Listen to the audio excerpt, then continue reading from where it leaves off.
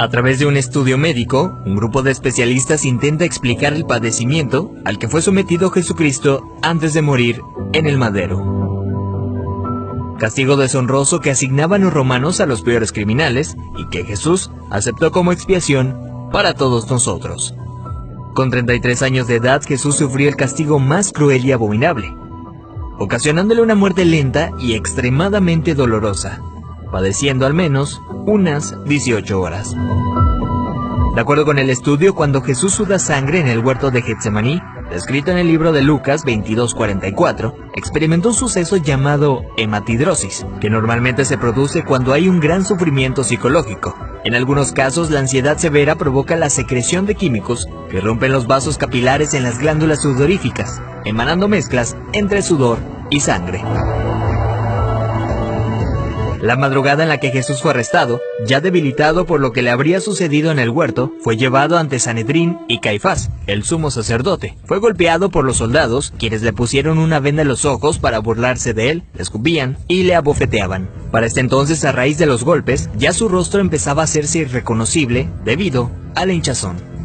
Los azotes que Cristo recibió de los romanos eran a causa de otro término terriblemente brutal. El látigo que utilizaban los soldados estaba compuesto por tiras de cuero trenzado con esferas de metal entretejidas. Cuando este impactaba contra la carne, provocaba severos moretones y contusiones, mismas que se abrían con los demás golpes. No contentos con esto, el artefacto con el que se flageló a Jesucristo también tenía pedazos de hueso afilado, provocando además cortadas profundas mientras lo golpeaban. De acuerdo con estudios realizados por historiadores forenses, con frecuencia, quienes eran flagelados con este tipo de látigos llegan a tener exposición de la espina dorsal debido al desgarramiento de la espalda, pues los golpes iban desde los hombros, pasando por la espalda y las piernas, hasta llegar a los muslos, produciendo que la carne del individuo cuelgue en forma de tiras. Mientras sucedía, en el interior de la persona, en este caso Jesucristo, se experimenta un dolor tan grande que debió llevarlo a una conmoción hipovolémica, es decir, que la persona a raíz de la gran pérdida de sangre sufre de taquicardia, pues el corazón acelera su ritmo intentando bombear una sangre que ya no existe, lo que a su vez conlleva una baja presión sanguínea, dando paso a la pérdida de la conciencia. Al mismo tiempo, los riñones dejan de producir orina para mantener el volumen restante. Las personas empiezan a sentir una sed intensa, como reacción del cuerpo para intentar reponer la sangre perdida. Para este entonces Jesús estaba tan débil que caminar debió ser extremadamente difícil. Aún así tuvo que cargar el pesado madero de aproximadamente 75 kilogramos hacia el lugar de su ejecución. Durante el trayecto nuestro Señor fue humillado, escupido, despreciado por la multitud hasta que se desplomó. Evento que sirvió para que un soldado romano le diera la orden a Simón que llevara el madero un tiempo por él.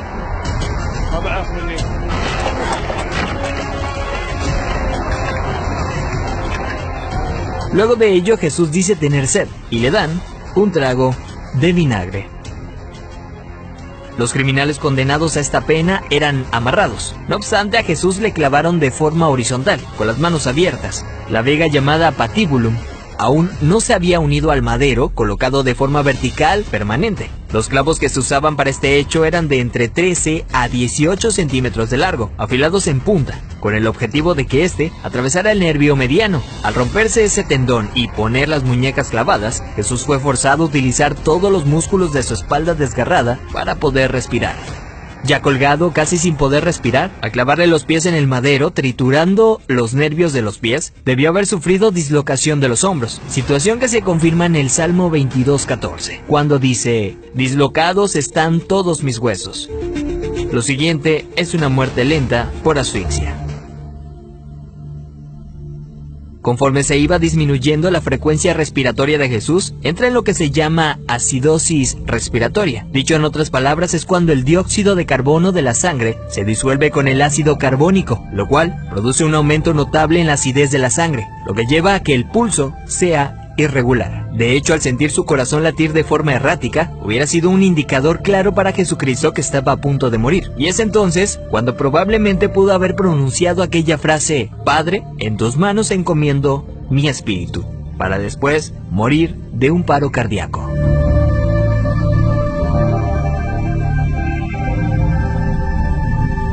A diferencia de otros crucificados, los huesos de Jesús no fueron quebrados. Esto lo hacían para evitar que las personas que pasaban por esto subieran las piernas hacia arriba y con estas se ayudaran para poder respirar. Así, la muerte era rápida en cuestión de unos minutos. Sin embargo, Jesús no pasó por esto, y se sabe porque en registros romanos, allá 2 años después, soldados describen el hecho, confirmando lo que ya estaba predicho en el Antiguo Testamento acerca del Mesías, donde se menciona que ningún hueso será quebrado. Salmos 34:20. Según dichos registros, un soldado romano clavó en Jesús una lanza en el costado derecho para confirmar su deceso. La lanza penetró el corazón, por tanto cuando sacó la lanza, del orificio salió un fluido claro como el agua, seguido de un gran volumen de sangre, tal como lo describe el apóstol Juan en su Evangelio, testigo presencial de los hechos. De acuerdo con la medicina, está más que evidenciado el sufrimiento que Jesús fue sometido siendo inocente. Esto es lo que sufrió el Hijo del Hombre para que tú y yo tengamos acceso al Padre y seamos perdonados. Veracidad News.